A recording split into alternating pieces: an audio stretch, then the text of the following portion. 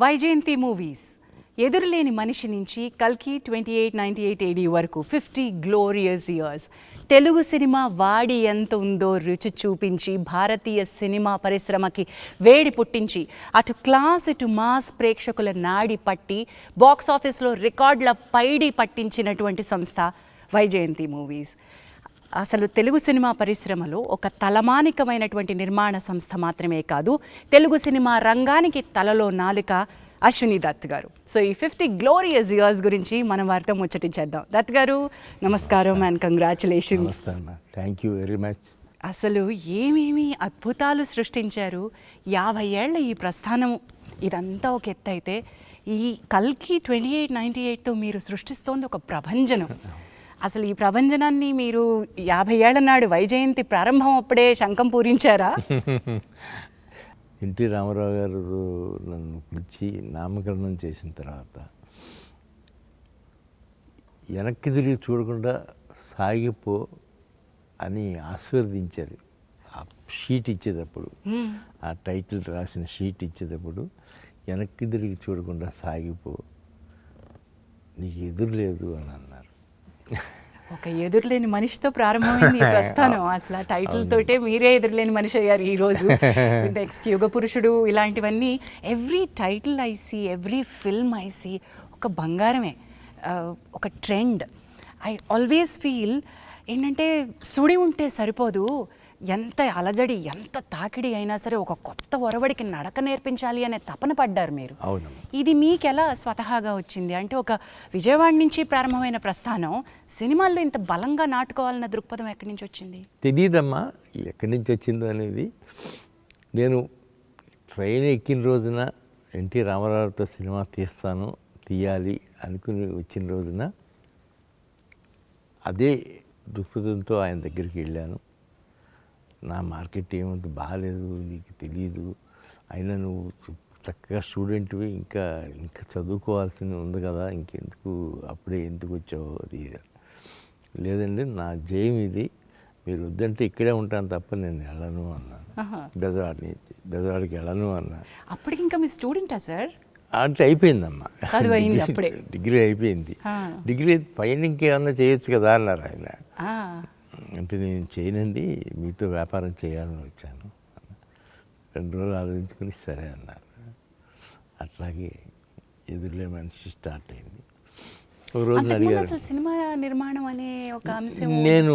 నేను ఓ సీత కథ అని ఓ సినిమా తీశాను, శర్మ నేను partners.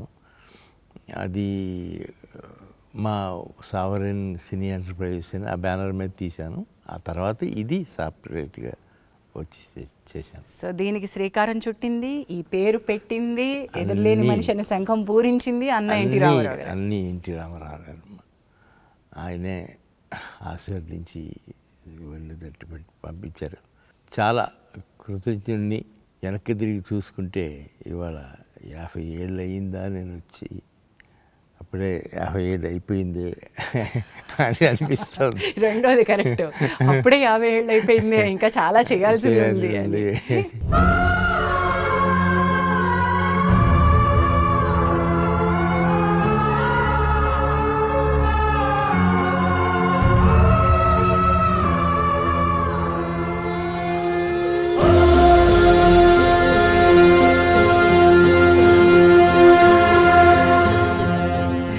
But there so much to learn from Vyjayanthi movies అండి. ఎందుకంటే మీరు ఒక ఫ్యాంటసీ కొత్త ఒరవడికి శ్రీకారం చుట్టినటువంటిది. అంటే ఒక తెలుగు సినిమా ఇండస్ట్రీకి నిర్మాణం ఎంత ఇంపార్టెంటో చెప్పిన సంస్థ ఇది నా ఉద్దేశంలో.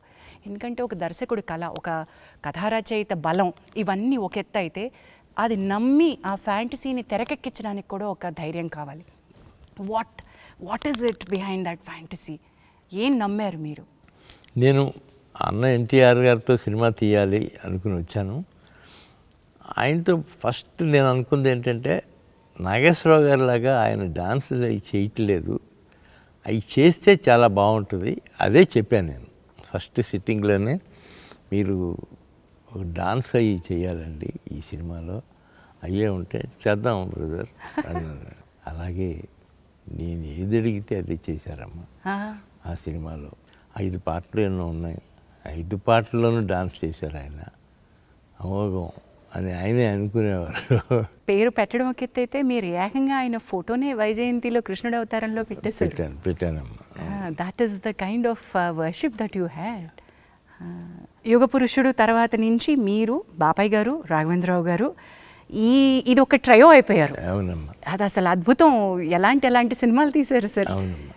Not just one. ఆ తర్వాత మీ అనుబంధం రామారావు గారితో, నాగేశ్వరరావు గారితో, కృష్ణ గారు, కృష్ణరాజు గారు, సోమన్ బాబు గారు, అవును. That was one generation. ఆ జనరేషన్ అండ్ మీ అనుబంధం ఒక్కసారి చెప్పండి సార్. నేను రామారావు గారితో తీసినప్పుడు నేను చాలా చిన్నపిల్లండి. కాకపోతే నేను ఆ కాంపౌండ్ నుంచి బయటకు వచ్చేటప్పటికి అంత పెద్దలాగానే అయిపోయాను. అంతా ఎన్టీ రామారావుతో సినిమా తీసిన బ్యానర్ ఇది, ఎన్టీఆర్తో తీసిన బ్యానర్ ఇది అని కృష్ణరాజు గారు కానీ, కృష్ణ గారు కానీ, అందరూ శోభన్ బాబు గారు కానీ పెద్ద బ్యానర్లో చేస్తున్నాం మనం అని ఆ తృప్తి నాకు ఇచ్చారమ్మా. మీరు ఏ రోజు తగ్గలేదుగా. నిర్మాణపు విలువల్ని ఎంత ఇంపార్టెంట్గా భావించారో. అంటే నేను కేవలం పెద్ద స్టార్తో సినిమా చేయడం కాదు, వాల్యూస్ కూడా అంత బాగానే ఉండాలని నమ్మారు కదా సార్. ఉండాలి అనుకుని అలాగే అనుకుని చేసామమ్మా సినిమాలు. మొట్టమొదటి సినిమాకి రెండవ సినిమాకి ఎదురులే మనిషికి యుగ పురుషుడికి 2.5 సంవత్సరాల గ్యాప్ వచ్చింది. ఆ గ్యాప్లో విజయవాడ వెళ్తా వస్తాం అనేవాడు. తర్వాత యుగ పురుషుడు స్టార్ట్ అయింది. ఇంకా ఆ తర్వాత ఇక్కడి నుంచి ఎక్కువ గ్యాప్ ఇవ్వడానికి వీల్లేదు అనుకుని పెద్ద ఆయనతోనే అడిగి నాగేశ్వరరావు, కృష్ణ గారితో మొదలుపెట్టి సినిమా తీసాం. When I look back sir, combination సినిమాలు అద్భుతంగా చేశారు సార్. ఇప్పుడు ఒక ఇద్దరు స్టార్స్ని, ఇద్దరు ముగ్గురిని కాంబినేషన్లో పెట్టుకుని చేయడం, అది ఒక రకంగా అప్పటికి ఒక కొత్త తరం, ఒక కొత్త పంథ అని అనుకుంటున్నాను నేను. అనుకుంటాం అయి ఉంటుందమ్మా అది. ఎందుకంటే నేను కూడా ఇండస్ట్రీలో ఉండిపోయి అది చూడలేదు. కానీ రామారావుతో అయిపోయిన తర్వాత నాగేశ్వరరావు, కృష్ణ గారు, అలాగే శోభన్ గారు, బాలకృష్ణ గారు, కృష్ణరాజు గారు, నాగేశ్వరరావు గారు, వెంకటేష్ గారు, ఇలా కాంబినేషన్స్ చాలా మంచి కాంబినేషన్స్ కుదిరినాయి. ఇప్పుడు ఈ సినిమా వచ్చేటప్పటికి కల్కి నా జయం ఒకటి ఉండేదమ్మా. అందరితో తీశాను. కృష్ణరాజు గారు అబ్బాయితో ప్రభాస్తో సినిమా తీయాలి అని ఇదే చెప్పాను. నాగి నువ్వు ఆలోచించే స్క్రిప్ట్లో ఎక్కడన్నా ఒకటి ప్రభాస్కి వస్తుందేమో చూడు అని అదే అనుకుంటున్నాను మావయ్య. నేను ఒక 4 ఏళ్ళ నుంచి నా స్క్రిప్ట్ ఒకటి మైండ్లో ఉండిపోయింది మహానటి తర్వాత. ఇప్పుడు దాన్ని తీసి పొదులు పెడతాను అని చెప్పారు. కథ రెడీ అయింది మావయ్య, ఒకసారి వింటారా అని వినిపించాడు. అమోఘం, దీని గురించి ఎదురే ఉంది, వెళ్ళి ఆయనతో చెప్పి చూడు అని చెప్పాను. అట్లాగే వెళ్ళాడు, చెప్పాడు. ఆయన వెంటనే యాక్సెప్ట్ చేశారు. అండ్ నెక్స్ట్ వీక్ బాంబే వెళ్ళటం, ఆయనకి అమితాబ్ గారికి చెప్పటం, ఆయన వినటం, 1-2 సార్లు ఆలోచించుకోవటం, ఎట్లా చేస్తారు ఏంటి అని అడగటం, ఇవన్నీ ఒక 2-3 వీక్స్ ఆయన వెంటనే ఓకే అన్నారు. ఆ తర్వాత ఎప్పటికో కానీ షూటింగ్ స్టార్ట్ అయిన తర్వాత కమల్ హాసన్ గారి గురించి ప్రపోజల్ రాలేదు. అప్పుడు ఆఖరిలో వచ్చినప్పుడు ప్రపోజల్ ఆయన కూడా వెంటనే దాదాపు 2 months టైం తీసుకున్నారు ఆయన, కమల్ హాసన్ గారు. తీసుకుని ఆయన వెంటనే ఓకే చేశారు. అంటే ఆయన నెగిటివ్ క్యారెక్టర్ ఉంది కదా నా దాంట్లో, ఎట్లా వస్తుంది ఏంటి అని ఆలోచించి ఆయన కూడా వెంటనే ఓకే చేశారు. వాళ్ళ పొద్దున్న సినిమా చూస్తూ ఉంటే నాకు అనిపించింది, ఇన్ని పాజిటివ్ క్యారెక్టర్స్, ఇన్ని నెగిటివ్ క్యారెక్టర్స్, ప్రభాస్ ఒక్కడ మీద ఆయన తలుచుకున్నాడు కాబట్టి ఆయనతో పాటు యావత్ క్యాస్టింగ్ అందరూ ఏకమై చేశారు ఈ సినిమా. సార్, అది అంటాం కదా, యూనివర్స్ మనం ఏదైనా ఒక బృహత్ కార్యాన్ని తలపెడితే మనకి తెలియకుండానే మనం కేవలం నిమిత్తం మాత్రం అయిపోతాం, అది దాని అంతటి అది చక్రం నడిపించేసుకుంటుంది అని. కల్కి 2898 AD is India's pride sir. This is a visual treat, నా భూతో నా భవిష్యత్, ఇంటర్నేషనల్ స్టాండర్డ్. ఇది మన తెలుగు గడ్డ నుంచి పుట్టిందా అని తెలుగువారే ఆశ్చర్యపోయే స్థాయిలో సినిమా. ఇది వైజయంతిస్ 50th ఇయర్ అవ్వడం అనేది యాదృచ్ఛికమో లేదా ఇది ప్లాన్లో తెలియదు కానీ this is one of the milestone for Indian cinema according to me sir. Prabhas దీనంతటికీ కారణం ప్రభాస్. ఆయన తర్వాత అమితాబ్ బచ్చన్ గారు, కమల్ హాసన్, దీపిక పట్టుకొని ఇంపార్టెంట్ క్యారెక్టర్ అదొకటి ఉంది. ఆవిడకి వెళ్ళి చెప్పారు, ఆవిడ వెంటనే ఓకే చేశారు.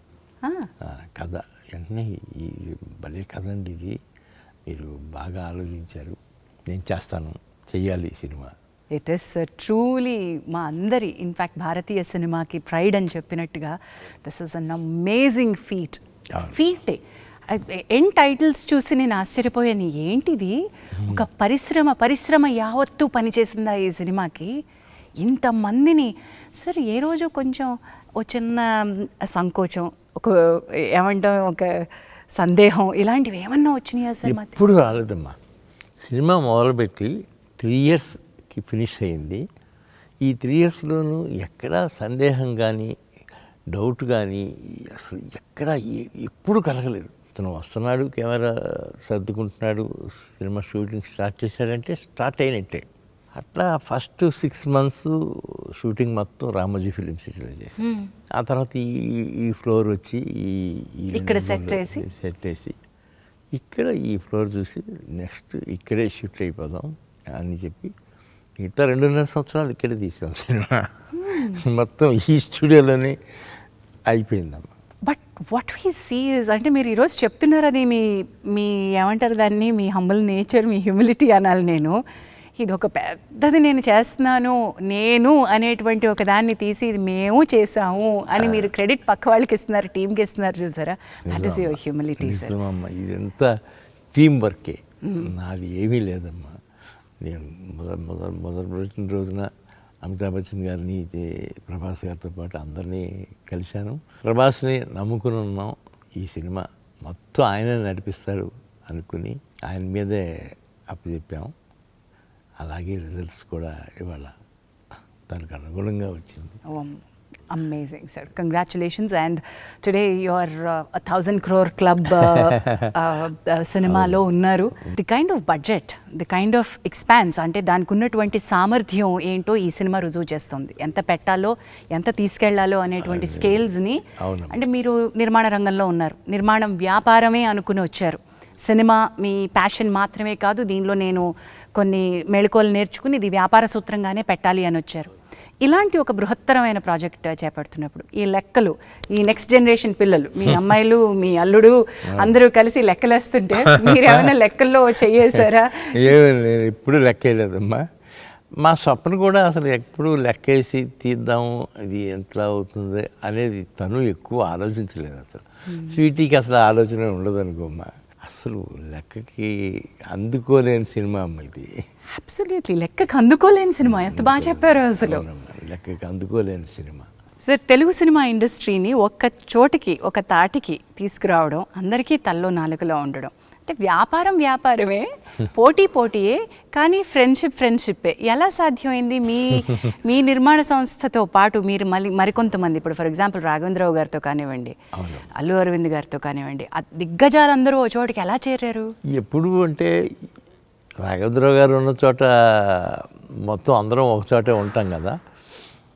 అలాగే ఉన్నప్పుడు అరవింద్ గారు, నేను ఒక రోజున ముందు ఈ పెళ్లి సందడి తీసేటప్పుడే అరవింద్ గారు, నేను రాఘవేంద్ర గారితో అన్నాం, ఏదన్నా ఒక కాంబినేషన్లో చిన్న సినిమా లాంటిది తీద్దామండి సరదాగా. అదైతే నేను రెడీగానే ఉన్నాను, నేను కథ కూడా చెప్తాను మీకు అని ఆయన నెక్స్ట్ 2 daysలోనో 3 daysలోనో కథ చెప్పారు. వెంటనే స్టార్ట్ చేసామమ్మ. అది పెళ్లి సందడి. అట్లా పెళ్లి సందడి చిన్న సినిమా ఎలా అయింది సార్? మొదలుపెట్టినప్పుడు చిన్న సినిమానే అమ్మ. అది 1 crore 20 lakhs అంత అయింది, ఇంక్లూడింగ్ రాఘవేంద్ర రెమ్యునరేషన్. అది 11,30,00,000 కలెక్ట్ చేస్తుందమ్మా. అది వాట్ అ రేంజ్! ఈ రోజు మనం ఈ ఫిగర్స్ మాట్లాడుతున్నాం అంటే మరి అది సక్సెస్ రేట్లో ఎక్కడుందో చెప్పలేమమ్మా. అది తర్వాత పరదేశీ తీసాం, అది కూడా పర్వాలేదు. ఆ తర్వాత ఇంకా నేను రాఘవేంద్రరావు గారు కలిసి స్టూడెంట్ నెంబర్ 1 అని తీసాం. దాంట్లో స్టూడెంట్ నెంబర్ 1 ఇస్ అగైన్ సంచలనం. మీరు ఒక అంటే సంచలనం. ఇంటర్నేషనల్ పునాది అక్కడి నుంచి స్టార్ట్ అయింది. అక్కడి నుంచే స్టార్ట్ అయిందమ్మా. మా ఇద్దరిది రాఘవేంద్రరావు గారిది నాది. ఒకసారి నేను అర్జున్ రాజు గారు ఉండగా అర్జున్ రాజు రోజా మూవీస్ అండి, మన ఈయన విజయలక్ష్మి ఆర్ట్ పిక్చర్స్ త్రివిక్రమరావు గారు వచ్చి సరదాగా అందరితో చేస్తున్నావు కదా, మాతో కూడా చేయొచ్చు కదా అన్న. అలాగేనండి చేద్దామని నేను, త్రివిక్రమరావు గారు, దేవివర్ ప్రసాద్ కలిసి అమరాజీనామా. ఇది చూడండి, అంటే మనం సినిమా గురించి మాట్లాడినప్పుడు నిర్మాతలు ఒక్క చోటికి రావడం ఏంటి, ఒక స్నేహపూరిత వాతావరణంలో వ్యాపారం చేయడం ఏంటి. అట్లాగే అమరాజీనామా అట్లాగే అది సూపర్ సక్సెస్ అయిందమ్మా. అది బాగా విపరీతమైన పేరు వచ్చింది. దానికి తోడు ఇంకా ఎప్పుడు వెనకెదిరి చూసుకోలేదమ్మా, అట్లాగే వెళ్ళిపోతూ ఉన్నాయి సినిమాలు. బట్ ఐ మస్ట్ సే ఈ ఇండస్ట్రీలో ఫ్రెండ్షిప్ నిలబెట్టుకోవడం అనేది చాలా కత్తి మీద సాము లాంటిది. ఎప్పటికప్పుడు పరీక్షలు వస్తానే ఉంటాయి. మరి మీ బెస్ట్ ఫ్రెండ్స్, ఆ ఫ్రెండ్షిప్, ప్రయాణం అవన్నీ ఎలా జరుగుతూ వస్తున్నాయి ఇప్పటికీ? మీరు అందరూ అంతే ఆణిముత్యాలు. అవునమ్మా. నేను అరవింద్ గారు ఇప్పుడు కంటిన్యూ అవుతున్నాళ్ళలో నేను అరవింద్ గారే ఉన్నాం ఇండస్ట్రీలో, అప్పటి నుంచి ఇప్పటి వరకు కూడా. అవును. అట్లాగే ఆయన పెద్దగా నాకు ఫోన్ చేసి ఎంకరేజ్ చేస్తుంటారు. ఏంటి ఆ సినిమాలు ఎలా తీస్తున్నారండి, మీకే తరత ఏంటి, మీరే తీయగలుగుతారు ఇట్లాంటి అని ఆయన అంటుంటారు, నేను ఆయన అంటుంటాను. జగదేక వీరుడు అతిలోక సుందరి అది మొదలుపెట్టినప్పుడే మేము అదే అనిపించింది, ఈ సినిమాలుకి భిన్నంగా ఏదో తీయాలి, బాస్ కాల్చిస్తే తీయాలి అని అనుకుని జగదేక వీరుడు అతిలోక సుందరి కథ రెడీ చేస్తే ఆయన బాగా ఇంప్రెస్ అయ్యి ఆ తర్వాత ఆయన కూడా 1.5 month 2 months ఈ కథ మీద కూర్చున్నారు. దాదాపు ఆ కథ మీద 27 మంది రైటర్స్ వర్క్ చేశారు. 27 మంది 27 మంది పరచూరి బ్రదర్స్ తప్ప మిగతా వాళ్ళు అందరూ వర్క్ చేశారమ్మా. సత్యానంద్, అల్లమూరి వీరేంద్రనాథ్, జింజాల, తమిళియన్స్ ఎంతోమంది. అట్లాగే అది స్టిల్ రికార్డ్స్ అన్నీ కొట్టిందమ్మా. ఎన్నో సెంటర్లలో 100 రోజులు 200 రోజులు కూడా ఆడింది. థియేటర్లో మోకాల వరకు నీళ్ళల్లో కూడా కూర్చుని చూసారంటే, ఒక తుఫాను ఆంధ్రప్రదేశ్ని వణికిస్తున్నా సరే ఎంటర్టైన్మెంట్ అది ఇచ్చిందంటే ఎంత గొప్పతనం అది, ఎంత గొప్పతనం.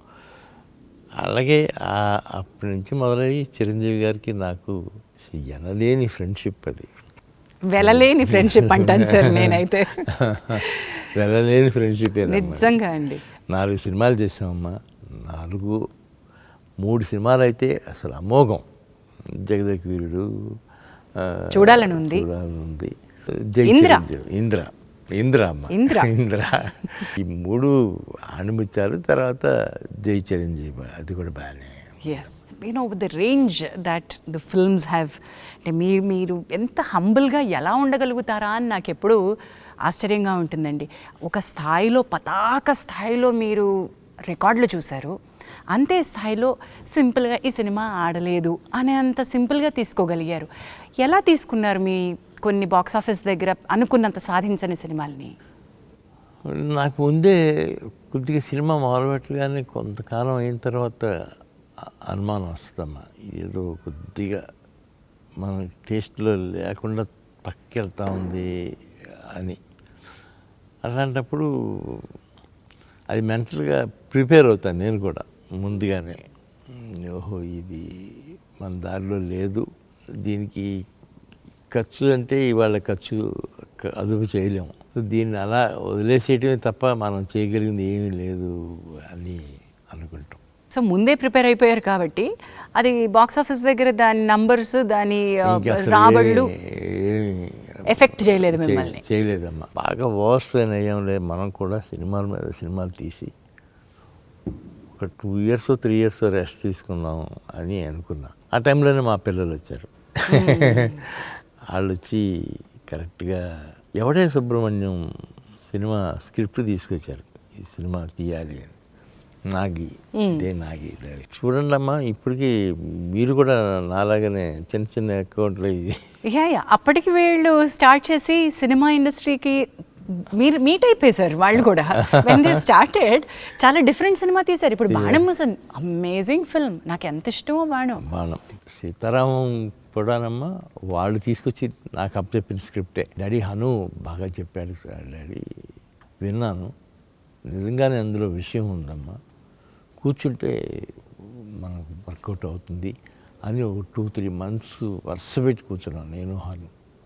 అందుకనే అది ఆ సినిమా ఆ షేప్కి వచ్చింది.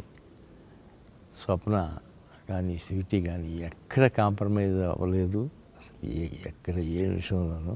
సార్ ఇక్కడ ఒక క్వశ్చన్ అడుగుతాను sir.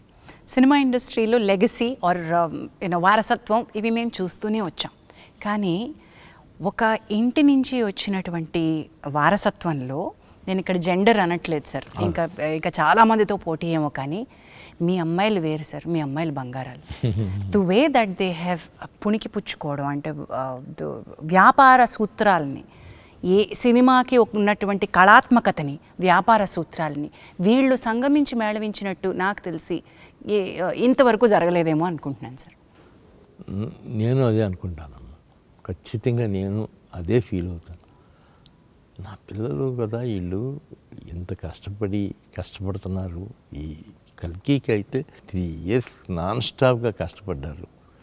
Hats off to them అని అనిపించింది. అది ఎవడే సుబ్రహ్మణ్యంతో ప్రారంభమై ఉండాలి అంటే ఆ గురి, పిల్లలు వాళ్ళ అభిరుచి, నాగి కుటుంబంలోకి అల్లుడై రావడం, అక్కడి నుంచి ఒక దిశ మారింది అనుకుంటున్నాను నేను. జాతిరత్నాలు తీసేటప్పుడు కూడా వాళ్ళిద్దరూ నాగితో కలిసి తీశారు మా జాతిరత్నాలు అనేది అసలు ఎలాంటి సినిమా అమ్మా అది కూడా. సార్ అది కోవిడ్ తర్వాత తెరలు తెరుచుకుంటే మళ్ళీ ఒక తెరలుగా నవ్వి రికార్డులు తెరలుగా మళ్ళీ రాసుకోవచ్చు అన్నట్టుగా తయారైన సినిమా. I was so proud of Jathiratnalu Dutt గారు. ఐ కాంట్ టెల్ యూ, థియేటర్కి వెళ్ళి కూర్చుని ఏడ్చాను నేను.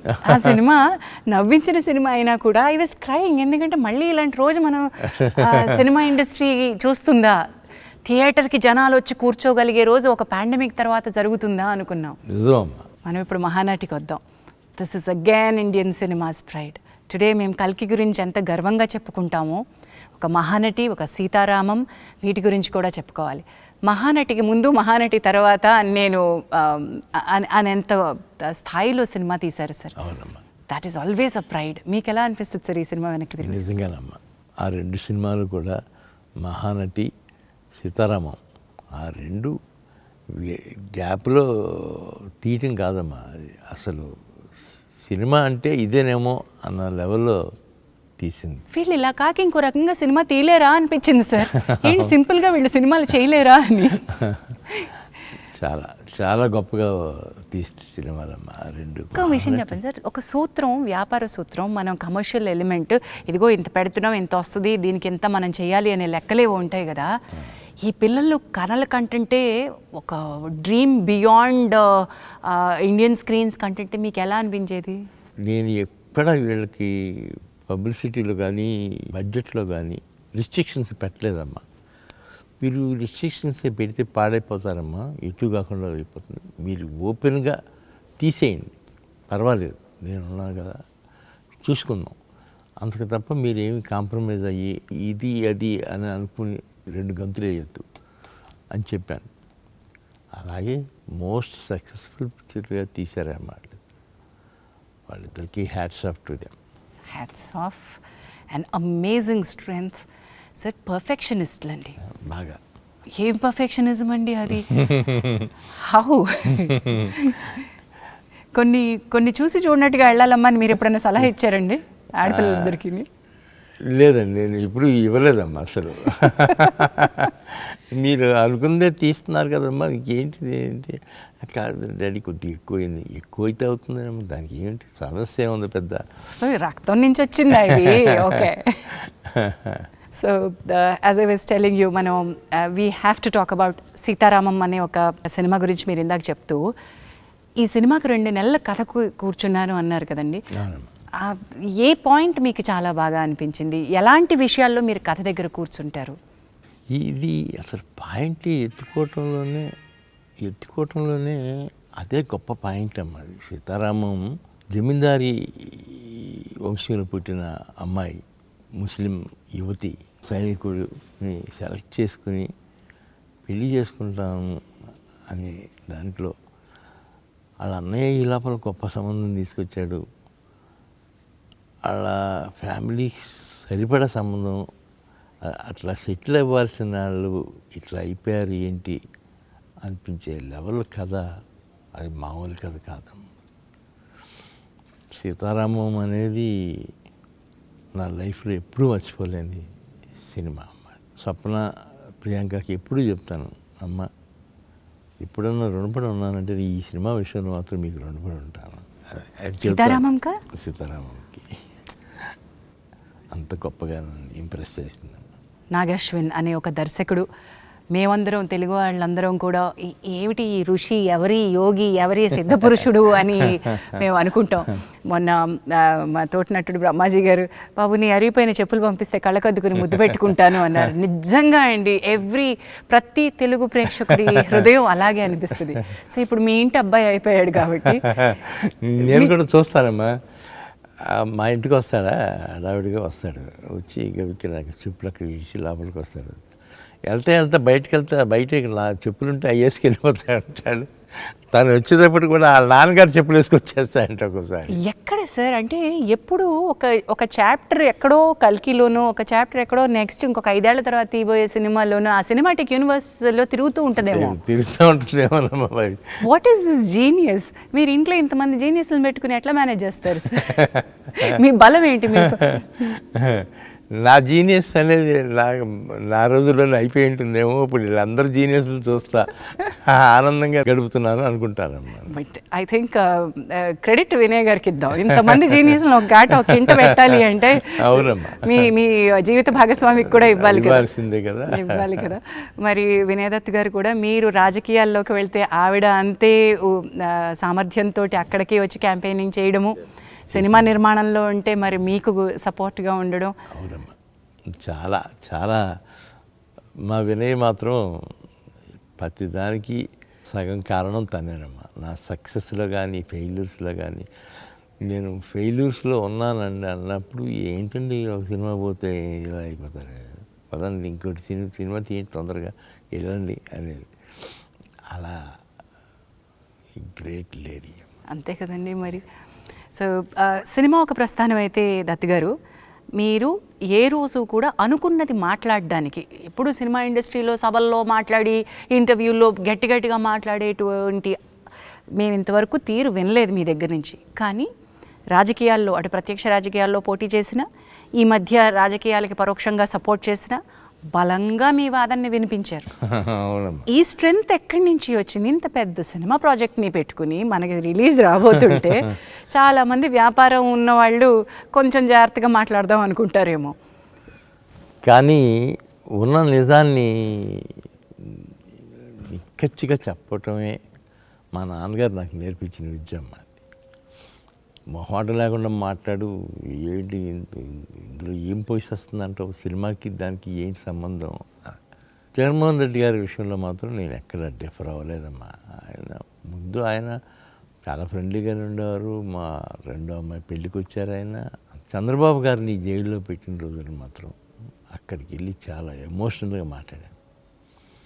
160 సీట్లు పైన వస్తాయి చంద్రబాబు గారికి. ఈసారి ఖచ్చితంగా ఆయన సీఎం అవ్వబోతున్నాడు. ఆ లెవెల్కి వెళ్ళి మాట్లాడిన సందర్భం కూడా. That's nothing wrong. మీరు పార్టీకి నిలబడ్డారు, పార్టీకి తరపున పోటీ చేశారు. వీఆర్ మొదటి నుంచి కూడా మీరు పార్టీ సింపథైజర్గా ఉన్నారు, పార్టీలో యాక్టివ్ రోల్ చేశారు. సో అక్కడ కాక ఇంకెక్కడ మాట్లాడతారు? So hats off to your. అంటే నిజానికి నిజం ఎప్పుడూ బరువుగా ఉంటుందంటండి, సైలెంట్గా ఉంటుందంట, బలంగా నిలబడుతుందంట. మిగతావన్నీ కూడా ఉలికి పడతాయి, ఎగిరి పడతాయి. సో అవి వాటి గాలిమానాన అవి వెళ్ళిపోతాయి. సో నిలకడగా ఉండడమే కావాలి. 50 ఏళ్ల పాటు ఒక సంస్థని ఇలా నడిపించడానికి ఒక 3-4 సూత్రాలు ఏమన్నా చెప్పండి సార్. ఏముందమ్మా, అందరూ మహానుభావులు యాక్ట్ చేశారు మన బ్యానర్లో. నేను వెళ్ళి సినిమా చేయమని అడిగితే వెంటనే చేసేసారు, ఇంక్లూడింగ్ పవన్ కళ్యాణ్ గారు కూడా. నేను బాలు కోసం వెళ్ళి ఇట్లా ముందు ఇంద్ర సినిమా చూశారు ఆయన. ఏమండి ఈ స్టేజ్లో మీరు అన్నయ్యతో ఇంద్ర తీశారు, మనసు అనేది ఎంత పులకించిందో అన్నయ్యకి నాకు కూడా, నేను మీతో వెంటనే సినిమా చేస్తాను, అట్లా బాలు చేసాము. ఎస్. అండ్ అశ్విని దత్ గారు is not just a film maker, he's a king maker. ఇది నా పర్సనల్ ఒపీనియన్. నాతో చాలామంది ఏకీభవించే వాళ్ళు ఉంటారు. you've introduced kings to the cinema, you've made kings. వాళ్ళు స్టాల్వార్డ్స్, వాళ్ళ రంగాల్లో వాళ్ళు స్టాల్వార్డ్స్గా నిలబడ్డారు. But you for me are a king maker sir. చాలామందిని మీరు ఇంట్రడ్యూస్ చేశారు, చాలామంది పాత్వే పేవ్ చేశారు. నేను ఏదో చేశానని నేను ఎప్పుడు ఏం ఫీల్ అవనమ్మా. కాకపోతే నేను తీసిన 50-60 సినిమాల్లోనూ ఇలాంటి క్యారెక్టర్స్ని ఇవ్వటం, వాళ్ళ ఇది చేస్తూ ఉంటే నేను ఆనందపడటం, ఇవి ఎక్కువగా జరిగినాయి అమ్మ. I'm very happy for that. Yes. మీ అంటే పిల్లలు నెక్స్ట్ జనరేషన్ రావడం ఒక ఎత్తు అయితే, ఇప్పుడు చిరంజీవి గారు, కృష్ణ గారు మీ బ్యానర్లో వర్క్ చేసినట్టయితే వాళ్ళ పిల్లల్ని కూడా మీ బ్యానర్ నుంచి ఇంట్రడ్యూస్ చేయాలనుకోవడం, అది వాళ్ళు కూడా మిమ్మల్ని నమ్మి ఇచ్చినటువంటి బాధ్యతే కదండి. ఇచ్చిన బాధ్యతేనమ్మా. ఫస్ట్ కృష్ణ గారమ్మా, నెక్స్ట్ చిరంజీవి గారు, అందరూ అరవింద్ గారు, తారక రత్న, ఒకటో నెంబర్ కుర్రారు కానీ తారక్ స్టూడెంట్ నెంబర్ 1 అన్నీ అట్లా వచ్చినాయనమ్మా. ఆ సీజన్లో నేను కూడా రాఘవేంద్ర గారు పక్కన ఉండేవారు కాబట్టి కొన్ని సినిమాలు ఆయనతో పాటు పార్ట్నర్షిప్లో తీసాం కదమ్మా. 2-3 సినిమాలు తీసాం. దర్శకేంద్రుడి మ్యాజిక్ టచ్ తోటి వచ్చిన, బట్ దెన్ అది ఆ చొరవ, ఇది మీ మీద నిర్మాణ సారథ్యం బాధ్యత పెడితే ఎంత ఎఫెక్టివ్గా మీరు వర్క్ చేయగలుగుతారనే నమ్మకం కూడా ఈక్వల్లీ ఇంపార్టెంట్. నిజమమ్మా. మీరు నాకు సూత్రాలు చెప్పలేదు అటువై. సో 50 ఏళ్ళ ఈ గ్లోరియస్ ఇయర్స్లో ఒక నిర్మాణ సంస్థకి ఫస్ట్ మీరు చెప్పింది యాక్టర్స్, నెక్స్ట్ ఇంకేం కావాలి? నెక్స్ట్ మన గుడ్డి ధైర్యమేనమ్మా. గుడ్డి ధైర్యం, అయ్యో బాబోయ్, దాన్ని గుడ్డిగా నమ్మడం కష్టం సార్. అలా కుదిరిందమ్మా అంతే. కథని నమ్మడము లేదా దర్శకుడిని వినడము, దానిలో మన జడ్జ్మెంట్, ఇక్కడ గుడ్డిగా ఉండడం కంటే, ఇప్పుడు మీరు చెప్పారు 2-3 నెలలు కూర్చున్నారు, 27 మంది రచయితలు కూర్చున్నారు, it is not just blind అనుకుంటున్నాను సార్. లేదమ్మా, ఆ సినిమా వరకు అది నిజంగానే మీరు అన్నట్టు బ్లైండ్ కాదు. అది అట్లాగే 27 మంది రైటర్స్ అవసరం అనుకున్నప్పుడల్లా పిలిచామమ్మా. దానికి మాత్రం నేను ఎప్పుడు హ్యాట్స్ ఆఫ్ టు చిరంజీవి గారు, హ్యాట్స్ ఆఫ్ టు రాఘవేంద్ర గారు. వాళ్ళిద్దరూ దాదాపు 3 months నా అపార్ట్మెంట్, మద్రాస్ అపార్ట్మెంట్లో వీళ్ళందరినీ కలిసి కూర్చొని వండుతుంటే, అది కదా సినిమా అంటే గొప్పతనం అది అనిపించిందమ్మా. దత్ గారు, one quick round up. Today కల్కి 2898 AD, ఇది కలికాలం. ఎప్పటి వరకు కల్కి ఎప్పుడు వస్తారో తెలియదు, కానీ మా అందరికీ కూడా ఎదురు చూపులు వదిలేసి వెళ్ళిపోయారు. The last, it's a cinematic verse. ఇందులో ఎన్ని సినిమాలు వస్తాయో మాకు తెలియదు, ఎన్ని కథల్ని ఎన్ని క్యారెక్టర్లుగా చెప్తారో మాకు తెలియదు. బట్ మేము చూడాలనుకుంటున్న ఇమ్మీడియట్ నెక్స్ట్ భాగం సంగతి ఏంటి? దాని నుంచి మాకు ఏమైనా కొంచెం ముందు తురుపు ముక్కలు వదులుతారా? దాని నెక్స్ట్ భాగం రెడీగానే ఉందమ్మా. ఈ ఇయర్ ఎండింగ్కి రెడీ అవుతుంది అది. సో వాట్ ఈస్ ప్రాజెక్ట్ కే అని మొదలుపెట్టారు. ఆ ప్రాజెక్ట్ కే అనే ఆసక్తిని కలిగించి, ఇప్పుడు కల్కి నెక్స్ట్ ఏమవుతుంది అనే ఆసక్తిని రగిలించి, వాట్ ప్రభంజనాలు సృష్టిస్తున్నారో, దీని సామర్థ్యం ఇంకా ఎంత ఉందో మనం వేచి చూడాల్సిందే. వైజయంతి మూవీస్ పేరు పెట్టింది ఎన్టీ రామారావు గారు. వారు మీకు ఆల్మోస్ట్ గురు సమానులు, దైవ సమానులు అనే మీరు అంటారు. మరి మీకు తల్లిదండ్రుల బలం కూడా ఎక్కువ ఉంది. నాన్నగారు ఆశీస్సులతోటి వారి ప్రెజెన్స్ అని వేసి ప్రతిసారి దాని తర్వాత వచ్చే టైటిలే నాన్నగారికి. ఆయనకి ఎప్పుడు క్రెడిట్ ఇస్తారా మీరు? ఎప్పుడు నాన్నగారు గురించి నేను మర్చిపోలేనమ్మా. ఆయన లేకపోతే నేను లేను కదా. ఒక్కగానొక్క కొడుకుని అని అల్లారు ముద్దుగా పెంచారు. నేను ఈ సినిమా రంగంలోకి వెళ్తాను అన్నప్పుడు ఆయన మనసు కొద్దిగా బాధపడి ఉంటుంది. వారు అప్పటికి ఏ రంగంలో ఉన్నారండి? అప్పుడు ఆయన ఎలక్ట్రికల్ కాంట్రాక్టర్. వారు వ్యాపార రంగంలోనే ఉన్నారు. వ్యాపార రంగంలో కూడా మంచి రంగంలో ఉన్నారు. ఆ తర్వాత నా దగ్గరికి వచ్చేసారు, ఇక నాతో పాటు ఉండేవారు. సినిమా గురించి ఏమీ తెలియని ఒక కుటుంబం నుంచి మీరు ఏ కళని మోసుకుంటూ హైదరాబాద్ వచ్చారు సార్? విజయవాడ నుంచి చెన్నై ఎలా వెళ్ళారు? నిజమేనమ్మా, అది నాకే ఆశ్చర్యం అనిపిస్తుంది. నేను చూసి సినిమాలు లైబ్రరీ లాగా వాడుకుని వీటిలో నుంచి వచ్చాను. రామారావు గారిని నాగేశ్వరరావు గారి లాగా డ్యాన్స్ చేయించాలి అనుకునే దీంతో వచ్చి సినిమాలు తీయటం అంటే జోక్ కాదు కదమ్మా.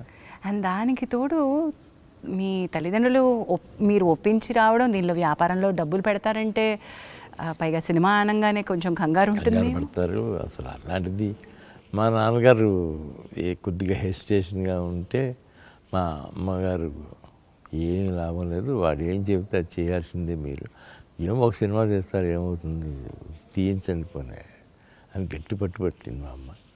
ఇంకా అలాగే ఒక సినిమా అంటే ఎక్కడ ఆగుతుందమ్మా అది. అలాగే ఎదురులేని మనిషి దగ్గర నుంచి ఆయన కూడా ఇంప్రెస్ అయిపోయారు మా ఫాదర్. సో తర్వాత సినిమా నిర్మాణంలో వారేమన్నా ఎప్పుడన్నా ఒక సలహా ఇవ్వడమో లేకపోతే మీకు ఏమన్నా పాలు పంచుకోవడం ఎప్పుడు ఉండేదమ్మా, డిస్కషన్ జరుగుతూ ఉండేది. చాలా బాగా తీశారు, ఇది ఒకటి ఈ కొద్దిగా అది జాగ్రత్త పడి ఉంటే పోయేదిరా రావేసిందాం, సర్లే ఏముందిరా మళ్ళీ ఇంకో సినిమా తీస్తాం. రావచ్చండి, మంచి సినిమా సార్, మంచి సినిమా, నాకు చాలా ఇష్టమైన సినిమా. బట్ దాన్ని మీరు అన్నట్టుగా ఎక్కడో చోట కథలో ఆ టైంకి లోపం ఉంది కానమ్మా. ఆర్ఎల్స్ అది చాలా చాలా క్లాసీగా తీసిన సినిమా సార్. క్లాసీగా తీసిన సినిమా. మీరు ఏ లెవెల్ని, సినిమా స్థాయి ఎంత పెట్టాలో దానికి ఏ రోజు తగ్గించలేదు. ఇన్ఫ్యాక్ట్ సినిమా స్థాయిని ఎప్పటికప్పుడు అలా పెంచుకుంటూ వచ్చారు sir. The way that you made films, you believed, మీరు కథని నమ్మారు, మీరు దర్శకుడి యొక్క విజన్ని నమ్మారు, ఆ స్టార్ యొక్క వాల్యూస్ని ఏమాత్రం తగ్గించలేదు. అదే మీ బలం అనుకుంటాను సార్. నేను నిజమేనమ్మా, నేను కూడా వెనక్కి తిరిగి చూసుకుంటే నా సినిమాలు అన్నీ మిగతా సినిమాలకి అంటే చాలా డిఫరెంట్గా ఉంటాయి. మిగతా ప్రొడ్యూసర్స్ తీసే సినిమాల కంటే మరి నా అదృష్టం అనుకోవాలా లేకపోతే నేను సెలెక్ట్ చేసిన విధానం ఏంటో తెలియదు, కానీ దత్ సినిమా వస్తుంది, అమ్మయ్య కాలక్షేపం జరిగిపోద్ది, సమ్మర్లో కానీ వింటర్లో కానీ ఎక్కడైనా సరే. Entertainment is not a business, the business of entertainment is prime. అంటే అది ఎలాగా చెప్పాలి ప్రేక్షకులకి? మీరు ఒక పంటనిచ్చారు.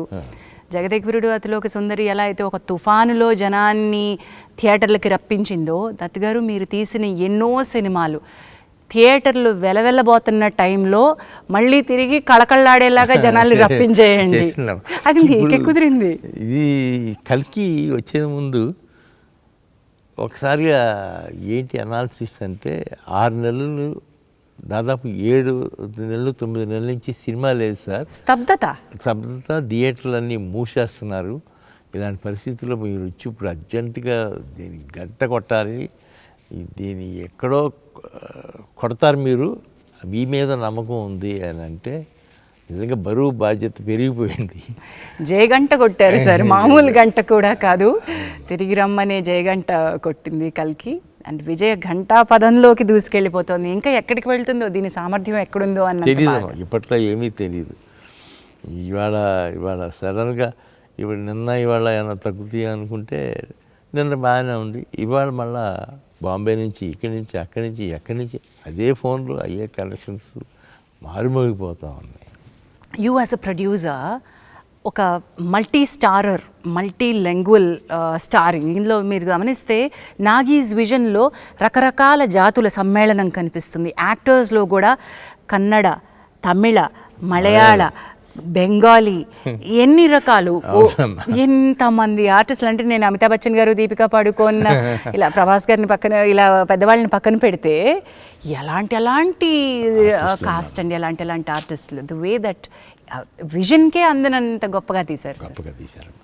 అది entire credit goes to Nagi and my 2 daughters. అంతేనమ్మా. నేను తక్కువ వెళ్తూ ఉండేవాడిని షూటింగ్లకి. నేను వెళ్ళినప్పుడల్లా ప్రభాస్, అమితాబ్ బచ్చన్ గారు, కమల్ హాసన్ వీళ్ళు ఎవరున్నా నేను వెళ్ళేవాడిని.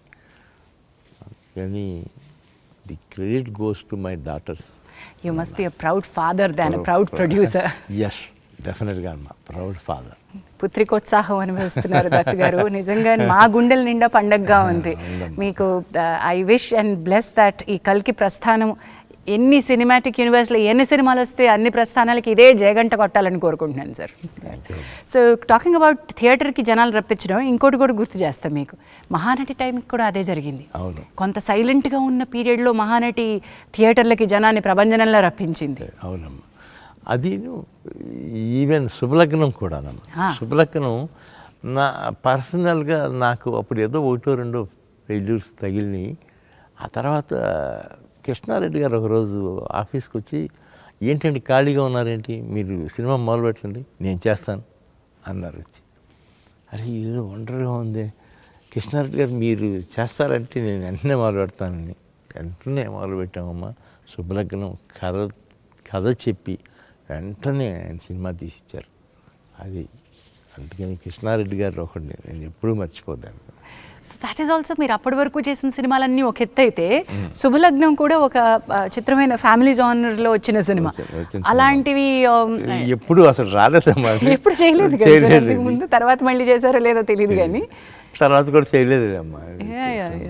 ఎక్కడో చోట చిన్న ఫ్యాంటసీను లేకపోతే స్కేల్ ఎక్కువ ఉన్న సినిమా మీది. సినిమాకి నార్మల్ కథ నార్మల్గా ఉంటే మీకు ఆనవేమో అనుకుంటూ ఉంటాను సార్ నేను, ఒక స్థాయి పెద్దగా ఉండాలి దానికి. దెన్ ఆల్సో అదర్ లాంగ్వేజెస్ గురించి మాట్లాడుకుందాం. మీరు కేవలం తెలుగు ప్రొడ్యూసర్గా ఆగిపోలేదు, మీ సినిమాలు అదర్ లాంగ్వేజెస్లో మీరే తీశారమ్మా. నేనే తీశాను. అవన్నీ కూడా బాగానే సక్సెస్ఫుల్గానే రన్ అయినాయమ్మా. నాకు కూడా హిందీ డిస్ట్రిబ్యూటర్స్, హిందీ వాళ్ళందరూ కూడా బాగా కోఆపరేట్ చేశారు. నిజంగా మేమందరం మీ 50 సంవత్సరాల పండుగని తెలుగు ప్రేక్షకులు పండుగ చేసుకునే విధంగా కల్కినిచ్చారు sir. Wonderful, and God bless you and your family abundantly. Thank you sir. Thank you.